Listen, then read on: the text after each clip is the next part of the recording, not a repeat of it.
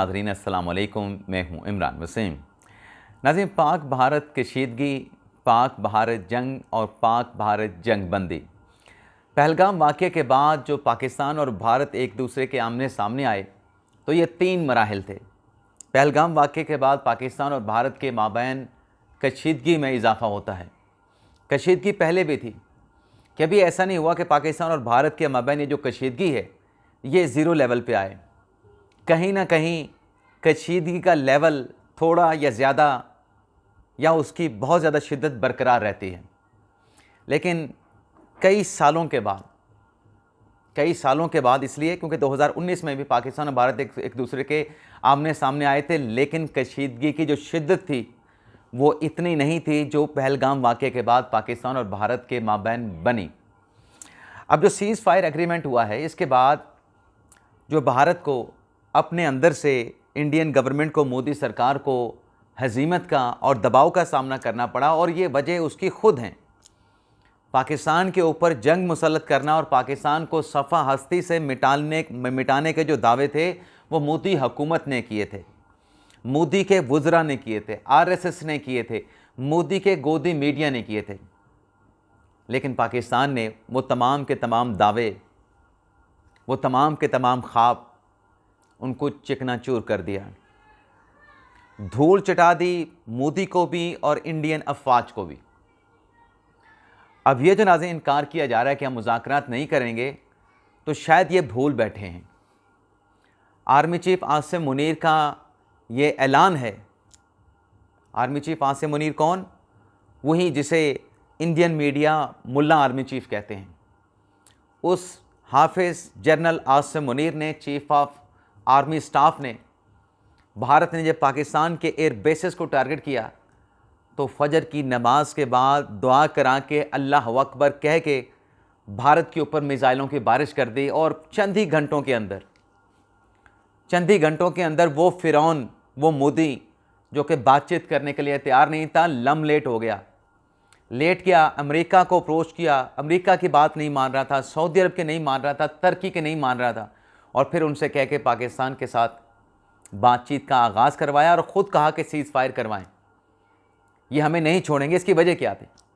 इसकी वजह थी इंटेलिजेंस की रिपोर्ट, क्योंकि पाकिस्तान ने कमांड एंड कंट्रोल अथॉरिटी का जो इजलास है कि भारत अगर नहीं रुकता तो फिर हम भारत के ख़िलाफ़। तो हमारे आर्मी चीफ आसिम मुनीर का स्टेटमेंट भी रिकॉर्ड पे मौजूद है कि भारत की जानिब से अगर पाकिस्तान का पानी रोका जाता है, पाकिस्तान के पानी का रुख मोड़ा जाता है, तो ये एक्ट जो है वो एक्ट ऑफ वार के मुतरादिफ होगा। अब अगर दोस्त ममालिक के साथ, इंटरनेशनल कम्युनिटी की कोशिशों के साथ जंग बंदी हुई है, और जंग बंदी में मुज़ाकरात का ये नुक्ता भी डाल दिया गया है मसला कश्मीर के हवाले से, सिंध तास के मायदे के हवाले से, और भारत अगर इसके ऊपर मुज़ाकरात करने से इनकार करता है तो फिर पाकिस्तान का, आर्मी चीफ सैयद आसिम मुनीर का, कौमी सलामती कमेटी का, और इसके साथ साथ पाकिस्तान का ये स्टेटमेंट रिकॉर्ड पे मौजूद है कि भारत अगर पाकिस्तान का पानी रोकेगा, पाकिस्तान के पानी का रुख मोड़ेगा, तो भारत के उस स्ट्रक्चर को, भारत के उस इक़दाम को जंग तस्वर करते हुए ऐसे किसी भी स्ट्रक्चर को उड़ा दिया जाएगा, और पाकिस्तान अपनी ताकत का इस्तेमाल करके ऐसे किसी भी ईंट को जो कि पाकिस्तान का पानी रोकने के लिए लगाई जाएगी, उस ईंट को जो है वो उड़ा देगा अपने मिसाइलों के ज़रिए, अपने एटमी हथियारों के ज़रिए। और दूसरी तरफ मसला कश्मीर की है। मसला कश्मीर पे भारत अगर बात करने से इनकार करता है न्यूट्रल मकाम पे, क्योंकि कल की जंग बंदी के बाद वो शिमला मुआहदा, बाकी सारी बातें पीछे चली गई हैं। अब न्यूट्रल मकाम के ऊपर पाकिस्तान और भारत की बातचीत होनी, और भारत अगर इनकार करता है तो ये पाकिस्तान की सियासी अस्करी क़यादत की बहुत बड़ी कामयाबी है कि पाकिस्तान ने मसला कश्मीर को आलमी सतह पर एक मरतबा फिर उजागर कर दिया है। आप खुद देखें कि डोनाल्ड ट्रंप की तरफ से आज स्टेटमेंट जारी करके कहा गया है कि वो इस जंगबंदी के इक़दाम को पर दोनों ममालिक को सराहते भी हैं, और मसला कश्मीर के हवाले से डोनाल्ड ट्रंप ने ट्वीट किया है कि वो कोशिश करेंगे इसका हल निकलवाएं, और इस हवाले से अपने तावन की भी डोनाल्ड ट्रंप ने आमादगी का इजहार किया। इस पर भी आप देखिएगा कि इंडिया में, मोदी सरकार में और इंडियन मीडिया में दोबारा सफ़े मातम बिछेगा कि डोनाल्ड ट्रंप ने बात क्यों की है कि मसला कश्मीर को हल कराने में वो अपना तावन पेश करने के लिए तैयार हैं, तावन करने के लिए तैयार हैं। तो ये पाकिस्तान की बहुत बड़ी कामयाबी। और बेशक आर्मी चीफ आसिम मुनीर हमारी अस्करी और सियासी क़यादत की कोशिशों से मसला कश्मीर एक मरतबा फिर आलमी सतह पे उजागर हुआ है। ये पाकिस्तान की बहुत बड़ी कामयाबी है। लेकिन आर्मी चीफ का स्टेटमेंट ये मौजूद है कि अगर भारत गड़बड़ करता है, पानी रोकेगा, तो इसको जो जवाब है उस पानी रोकने और टोकने का पाकिस्तान अपने असासों के साथ, एटमी असासों के साथ, मिसाइल टेक्नोलॉजी के साथ, रियासती क़ुव्वत के साथ उसका जवाब देगा। अब नाज़रीन आप ये देखें कि कल जब जंगबंदी होती है उसके बाद फिर इनके 3-4 इसराइली जो ड्रोन्स हैं पाकिस्तान में दाखिल होते हैं मुख्तलिफ़ शहरों में।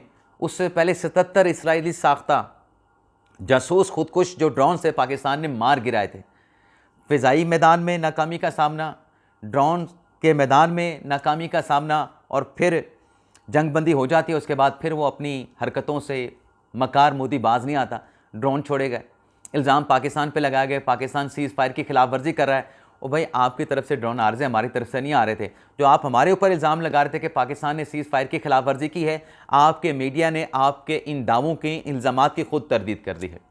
नाज़रीन पाकिस्तान ने भारत के ख़िलाफ़ तारीखी कामयाबी हासिल की है, और इस तारीखी कामयाबी के साथ साथ आपको ये बताते जाएँ कि पाकिस्तान ने फ़िज़ाई मैदान में महाज पर तो बरतरी हासिल की, लेकिन जो आखिरी मार्का भारत के साथ हुआ जिसमें मिसाइलों की बारिश की गई, उसमें जो सबसे अहम किरदार था, जो सबसे बड़ा झटका मोदी हुकूमत को, मोदी की अफवाज को लगा, वो पाकिस्तान का साइबर अटैक था। साइबर अटैक के ज़रिए नाज़रीन जो अहम खबर मैं आपके साथ शेयर करने जा रहा हूँ, पाकिस्तान के साइबर टीम ने उनके रडार सिस्टम को बेकार कर दिया, इंडिया के मवासलाती लाइन्स को बेकार कर दिया, एयर ट्रैफिक सिस्टम को जैम कर दिया, जो डिजिटल डिफेंस कंट्रोल सिस्टम था उसको नकारा बना दिया, बेकार बना दिया, जिसके बाद पाकिस्तान के शाहीन भारत के अंदर दाखिल हुए, तबाही फेर दी गई और मिसाइलें के वहाँ पे बारिश की गई। और उसके बाद नतीजा क्या निकला कि वो फ़िरौन मोदी जो पाकिस्तान के साथ बातचीत करने के लिए तैयार ना था, सीज़ फायर के लिए तैयार हो गया, बातचीत करने के लिए तैयार हो गया। तमाम शराइत, बल्कि उसकी तरफ से कोई शराइत नहीं आई। जो पाकिस्तान की कंडीशन होती है कि न्यूट्रल मकाम पे बैठ के बात करेंगे, तो न्यूट्रल मकाम के ऊपर भी राज़ी हो गया। इजाज़त चाहते हैं नाज़रीन, लेकिन इजाज़त चाहने से पहले आपसे दरख्वास्त होगी कि चैनल को सब्सक्राइब कर लें, बेल आइकॉन का बटन प्रेस करें, वीडियो पसंद आए तो इसे लाइक और शेयर ज़रूर कीजिएगा। अल्लाह हाफ़िज़।